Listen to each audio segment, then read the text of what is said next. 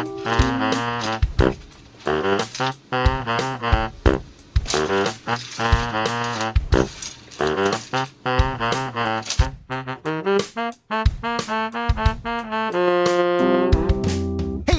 Tom Vassell, and I am starting a new series here called Game Fixins, where I'm going to show you basically what I do with the board games in the Dice Tower library, how I put them together, how I store them, and or what upgrades I add to them.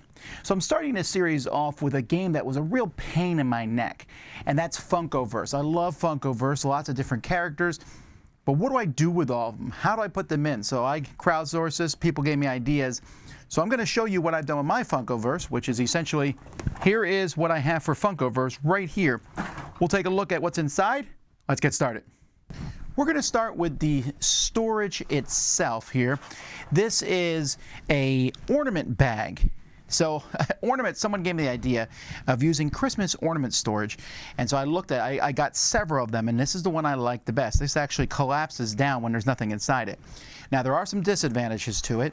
It unzips on both sides, so I did put it this side down here. You can unzip. I thought about maybe even breaking the zipper onto one side, but it's probably not that big of a deal. Then I printed out the logo here, Funkoverse, and we did this on vinyl. So this will stick really nicely here, a little bit more expensive, but I put it on all the different sides. So let's take a look now inside it. It zips at the top. So this is going to come in. So first of all, you don't need every rule book, but I picked the newest one. Whoa, this was the newest one at the time of putting this together. And then I picked another one, just in case you want 2 rule books. I then picked some of these tracks. I have 4 of them. You probably only need 2, but specifically, I have Doc Brown's track in here because that's a specific one to that. And then I just picked a variety of the different ones in there. Now the one cut that I didn't necessarily want to make, but I did, was the maps. So I picked a variety of maps. I have 4 maps in here. And by the way, I picked the ones that fold that fold out 3 ways.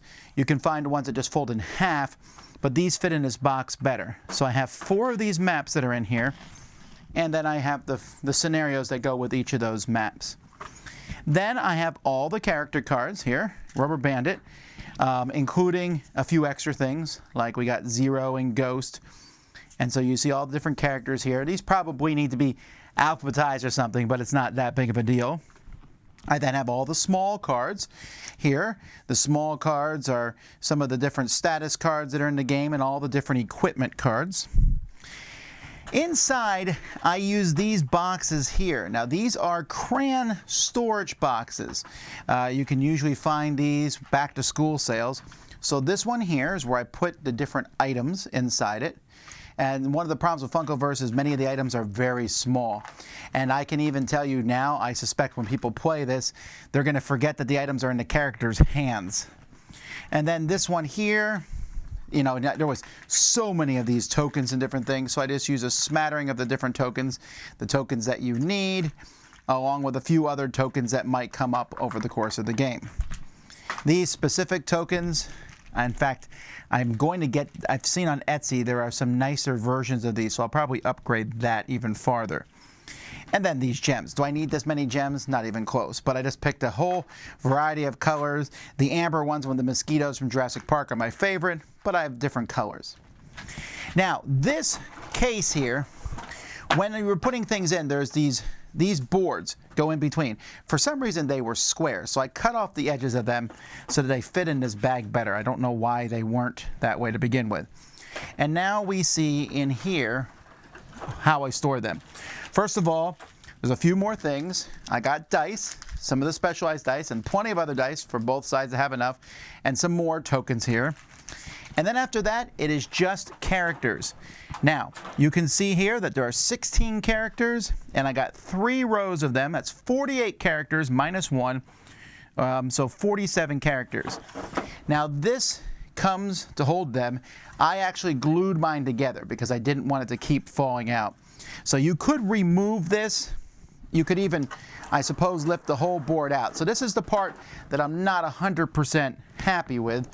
because, you know, when you see in here, if you're going to get to the stuff on the bottom level, you're going to have to pull out, even if you pull out the whole board carefully, like this, you see a couple might fall. Now, Funkoverse have some really, you know, they're very sturdy.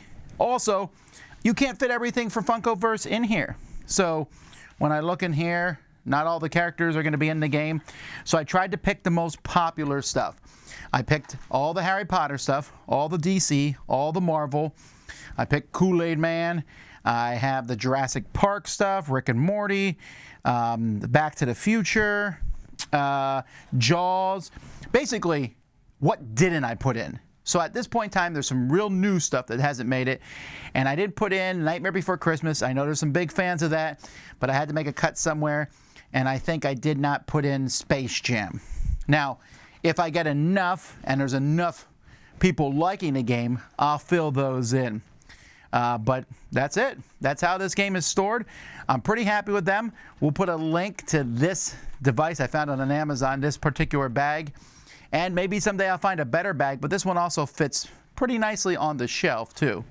And that, folks, is my fixing of Funkoverse and how I store it. I'm Tom Vassell, and you've been watching The Dice Tower.